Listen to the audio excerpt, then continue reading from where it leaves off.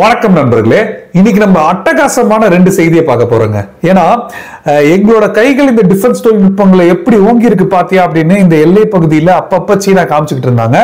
நம்மளோட டிஆர்டிஓ ஒரு சில தாமதங்கள் இருந்தாலும் கடந்த ஒரு சில ஆண்டுகளா மிக வேகமா அவங்களோட தொழில்நுட்பங்கள் ஆராய்ச்சிகளை முறுக்கி விட்டுருக்காங்க. ஸோ அந்த வரிசையில இந்தியா ஒரு முக்கியமான ஒரு சோதனைகள் பண்றாங்க, வெற்றியும் பார்த்திருக்காங்க. இது இந்த அளவுக்கு முக்கியத்துவம் அப்படின்ற எல்லா டீட்டெயிலுமே இந்த வீடியோல நம்ம பார்க்க போறோம். சோ முடிஞ்ச அளவுக்கு ஸ்கிப் பண்ணாம வீடியோவை பாருங்க. நண்பர்கள் சேனல் புதுசா வந்தீங்கன்னா சப்ஸ்கிரைப் பண்ணி உங்களோட ஆதரவுகளை கொடுங்க. சோ நம்ம ஃபர்ஸ்ட் பார்க்க போற விஷயம் என்ன அப்படின்னு பாத்தீங்கன்னா, இன்னைக்கு இந்திய பிரதமர் மோடி அவர்கள் ஒரு முக்கியமான விஷயத்தை பண்ணியிருக்காரு. அதாவது இந்திய நேவிக்கு ஃப்ரிகேட், சப்மரைன், டெஸ்ட்ராயர் இந்த மூணுத்தையும் ஒரே நேரத்தில் முதல் முறையா ஒரே நேரத்தில் இப்ப இணைச்சிருக்காங்க. சோ இது முழுக்க முழுக்க இந்தியால உருவாக்கப்பட்ட ஒண்ணு அப்படின்னு சொல்லியிருக்காரு.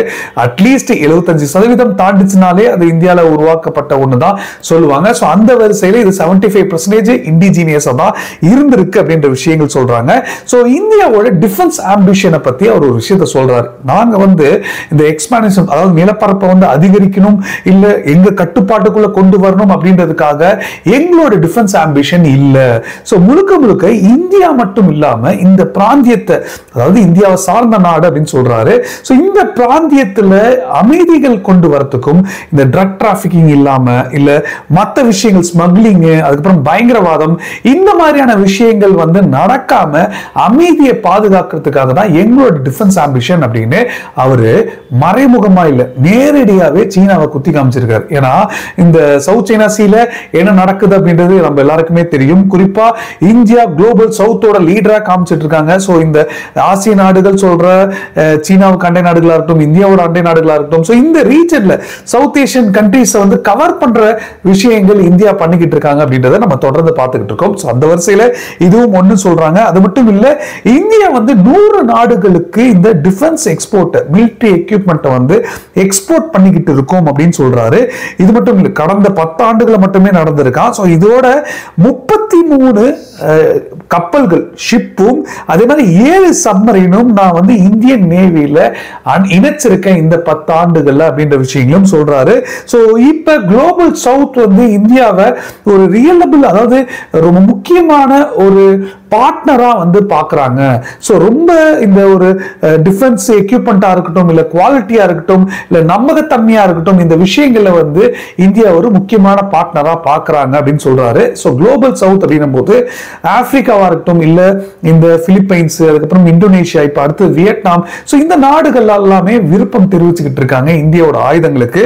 சோ இது கிட்டத்தட்ட உண்மைத்தன்மை இருக்கு அப்படின்றது எனக்கு தோணுது. ஏன்னா நம்ம வரிசையா டிஃபென்ஸ் பத்தி பாக்குறோம். சோ இது எந்த அளவுக்கு ஒரு மாற்றம் எழுந்திருக்கு அப்படின்ற விஷயங்கள் நம்ம எல்லாருக்குமே தெரியும். சோ இதுலயும் குறிப்பா இந்திய நேவியோட பலம் எந்த அளவுக்கு முக்கியம் அப்படின்றதையும் நம்ம பார்த்துக்கிட்டு இருக்கோம். சோ இது பத்துமா இல்ல இன்னும் அதிகரிக்கணுமா அப்படின்ற விஷயங்கள், உங்களோட கருத்துக்கள் என்னவா இருந்தாலும் தாராளமா கீழே கமெண்ட்ல சொல்லுங்க, நானும் தெரிஞ்சுக்கிறேன். இது தொடர்ந்து அடுத்த இன்னொரு அட்டகாசமான விஷயம் என்ன அப்படின்னு பாத்தீங்கன்னா, இந்தியா கிட்டத்தட்ட எனக்கு ரொம்ப நாளாவே இந்த எல்லை பகுதியில பிரச்சனைகள் நடக்கும்போது ஒருவேளை சீனா இதை பயன்படுத்தினா இந்தியா எப்படி கவுண்டர் பண்ணுவாங்க அப்படின்ற ஒரு எண்ணம் எனக்கு இருக்கும். அதுக்கேற்ற மாதிரி இன்னைக்கு பண்ண சோதனைகள் கிட்டத்தட்ட பதில் கிடைச்சிருக்கு. என்னன்னு பாத்தீங்கன்னா, இந்தியா பார்கவஸ்திரா அப்படின்ற ஒரு கவுண்டர் ட்ரோன் மைக்ரோ மிசைல் ஒன்னு சோதிச்சிருக்காங்க. இது சக்சஸ்ஃபுல்லா சோதிச்சிருக்காங்க சொல்லப்படுது. கண்டிப்பா இது மிக முக்கியமான ஒரு விஷயம். ஏன் அப்படின்னா, இந்தியால உருவாக்கப்பட்ட ஒண்ணு ஃபர்ஸ்ட் இது. சோ டெவலப் பண்ணிருக்காங்க இந்த மைக்ரோ மிசைல்ஸ். சோ இது ஸ்வாம் ட்ரோன்ஸ் சொல்லுவாங்க பாத்தீங்களா. இந்த ஸ்வாம் ட்ரோன்ஸ் எக்கச்சக்கமா அப்படியே ஒரு கூட்டமா கிட்டத்தட்ட ஒரு 200-300 ட்ரோன்ஸ் விட்டுருவோம். அதுல பாதிக்கு பாதி வேலை செய்யலாம்னு பரவாயில்ல, அதுல ஒரு 10% ஷார்ப்பா வேலை செஞ்சாலே நம்ம டார்கெட் காலி அப்படின்ற மாதிரி கிட்டத்தட்ட ஸ்வாம் ட்ரோன்ஸ் எல்லை பகுதியில் பயன்படுத்துறதுக்கான வாய்ப்புகள் நிறைய இருக்கு அப்படின்னு நம்ம பார்த்துக்கிட்டு இருந்தோம். சோ இந்த ஸ்வாம் ட்ரோன்ஸ் கூட இன்னைக்கு டார்கெட், அதாவது இதை வந்து தடுக்கிற மாதிரியான ஒரு கவுண்டர் ட்ரோன்ஸ் தான் இந்தியா இன்னைக்கு சோதனைகள் பண்ணி அதுல வெற்றி பார்த்திருக்காங்க. இது வந்து இன்னைக்கு ஒடிசால நடத்தியிருக்காங்க இந்த சோதனைகள். கண்டிப்பா இது ரொம்ப ரொம்ப முக்கியமான ஒரு சோதனை. குறிப்பா இப்ப பண்ண டார்கெட் வந்து 2.5 கிலோமீட்டர் ரேஞ்ச்ல வந்து டார்கெட் பண்ணிருக்காங்க சொல்லப்படுது. சோ இந்த இதுக்கான ஒரு கவுண்டர் ட்ரோன்ஸ் வந்து ரொம்ப எக்ஸ்பென்சிவாகவும் ரொம்ப பயங்கரமான விலை கொடுத்து வாங்குற மாதிரி இருக்கும் நினைச்சிட்டு இருந்தாங்க. ஆனா இது கிட்டத்தட்ட எக்கனாமிக்கல் சொல்யூஷன், அதாவது ரொம்ப கம்மி விலையிலேயே இந்த லார்ஜ் ஸ்கேல் ட்ரோன்ஸ் வந்து தயாரிக்க முடியும்னு இப்ப ப்ரூவ் பண்ணிருக்காங்க. இது வந்து ஒரு பெரிய செக்யூரிட்டி சேலஞ்ச், ஒரு பெரிய சவாலுக்கான ஒரு விடையா இன்னைக்கு வந்து இருக்கு அப்படின்ற விஷயங்கள் சொல்றாங்க. இது நியூட்ரலைஸ் பண்ற எவ்வளவு குட்டி ட்ரோனா இருந்தாலும் இதை வந்து நியூட்ரலைஸ் பண்ற கேப்பபிலிட்டி வந்து 6 கிலோமீட்டர் தூரத்திலேயே இருக்கு அப்படின்னு சொல்றாங்க. சோ அந்த அளவுக்கு நுணுக்கமா ஸ்மால் ஏரியல் வெஹிக்கிள்ஸ், சின்ன ட்ரோன்ஸா இருந்தாலும் அதை கண்ட இடத்திலேயே போய் அதை தடுக்கக்கூடிய ஒரு சக்தி வாய்ந்த ஒரு drone system, counter drone system சொல்லப்படுற இந்த மைக்ரோ மிசைல்ஸ் தான் வந்து இன்னைக்கு சோதிச்சிருக்காங்க.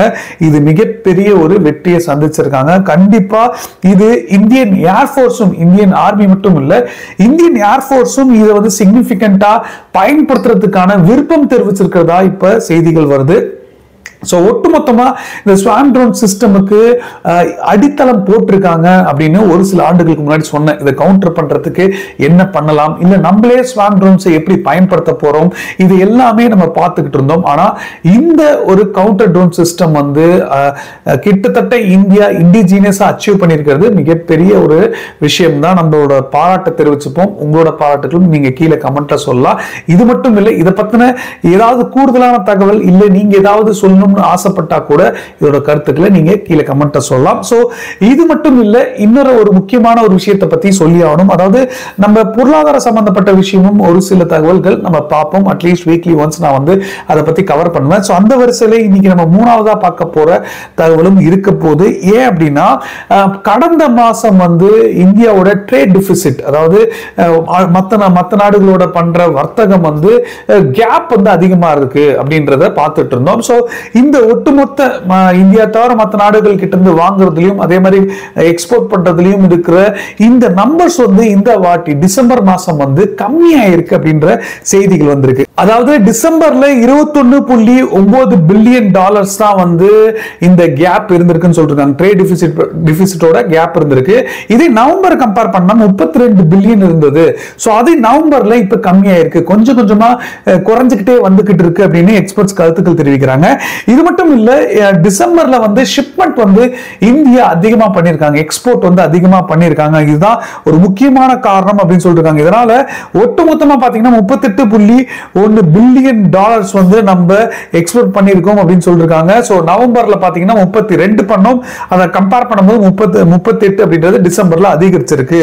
இது மட்டும் இல்ல, இம்போர்ட்ஸ் நம்ம வெளிநாட்டுல இருந்து வாங்குற இம்போர்ட்ஸ் வந்து பாத்தீங்கன்னா 59 பில்லியன் டாலர்ஸா இருந்தது. அந்த 59 பில்லியன் பாத்தீங்கன்னா 64.9 இருந்து கிட்டத்தட்ட 65 பில்லியன்ல இருந்து இப்ப 59 பில்லியனா வந்து குறைஞ்சிருக்கு அப்படின்ற விஷயங்கள் சொல்றாங்க. இது குரூட்ரஸ்லயும் குறிப்பா என்ன சொல்றாங்க அப்படி பாத்தீங்கன்னா இந்தியாவோட ட்ரேட் டிஃபிசிட் வந்து குறையும் அப்படின்றத அவங்க கணிச்சிருந்தாங்க.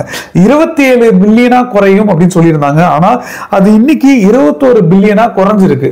சோ அவங்க கணிப்பையே வந்து இப்ப தூக்கி சாப்பிட்டிருக்கு அப்படின்னு தான் சொல்லணும். இது மட்டும் இல்ல, இந்தியாவோட ட்ரேட் டிஃபிசிட் இனியும் வந்து இனி வர மாதங்கள்ல ரொம்ப ஒரு முக்கியமான ஒரு போக்கஸா இருக்க போகுது அப்படின்னு சொல்றாங்க. அதுக்கான ஒரு முக்கியமான காரணம் என்னன்னா, டொனால்ட் ட்ரம்ப் அவர்கள் வரத்துக்கு முன்னாடியே அவர் வந்து அறிவிச்சிட்டாரு. வின் பண்ண உடனே அவர் ஷார்ப்பா சொல்லிட்டாரு, எந்தெந்த நாடுகள் அதிக டாரிஃப் போடுறீங்களோ அத்தனை நாடுகளுக்கும் நான் பதிலடி கொடுப்பேன் அப்படின்னு சொல்லிட்டு இருந்தாரு. சோ அந்த வரிசையில கண்டிப்பா ஜனவரி 20ஆம் தேதி அவர் ஆபீஸ் வந்த உடனே முதல் கையெழுத்தா கூட அது போடலாம் அப்படின்னு சொல்றாங்க. அந்த அளவுக்கு இன்னைக்கு கவனம் செலுத்த வேண்டிய ஒரு கட்டாயம் இருக்கு. ஏன்னா அவர் தனியா இதை மானிட்டர் பண்றதுக்குனே ஒரு டிபார்ட்மெண்ட்டை உருவாக்கி வச்சிருக்காரு. எக்ஸ்டர்னல் ரெவென்யூ சர்வீஸ் ஒரு டிபார்ட்மெண்ட்டை வந்து உருவாக்க போறாரு. இது வந்து எந்த அளவுக்கு இந்த நாடுகள் வந்து டாரிஃப் டியூட்டிஸ்லாம் வந்து கலெக்ட் பண்றாங்க ஃபாரின் சோர்ஸ் கிட்ட இருந்து அப்படின்ற எல்லா விதமான டிராக்கிங்காகவே இந்த டிபார்ட்மெண்ட் வேலை செய்யறாங்கன்னு சொல்லப்படுது. ஸோ இதன் மூலமா இப்ப இந்த டொனால்ட் ட்ரம்ப் அவர்கள் வந்து ஒருவேளை இந்தியாவுக்கு சவாலா எடுத்துட்டு வர மாதிரி ஒரு சில விஷயங்கள் பண்ணலாம். ஸோ அதனால கண்டிப்பா இதை வந்து போக்கஸ்ல வச்சிருக்காங்க. இதனால நம்மளோட எக்ஸ்போர்ட் வந்து இன்னும் கொஞ்சம் கம்மியாகிறதுக்கான வாய்ப்புகள் இருக்கு அப்படின்னு சொல்றாங்க. ஸோ இது கண்டிப்பா குறிப்பா அவர் நேரடி எச்சரிக்கை விட்டிருந்தாரு. அதுவும் பிரிக்ஸ் நாடுகளுக்கு எச்சரிக்கை விட்டிருந்தாரு. நீங்க வந்து டாலர் சிதைக்கிற மாதிரியான விஷயங்கள் பண்ணணும் நினைச்சீங்கன்னா 100% மேல உங்களுக்கு டாரிஃப் வந்து இன்க்ரீஸ் பண்ணி கண்டிப்பா நாங்க வந்து இந்த ரிட்டாலியேஷன் மெத்தடை வந்து கொண்டு வருவேன், சோ பதிலடி கொடுப்பேன் அப்படின்ற மாதிரி எச்சரிக்கைகள் கொடுத்திருந்தாரு.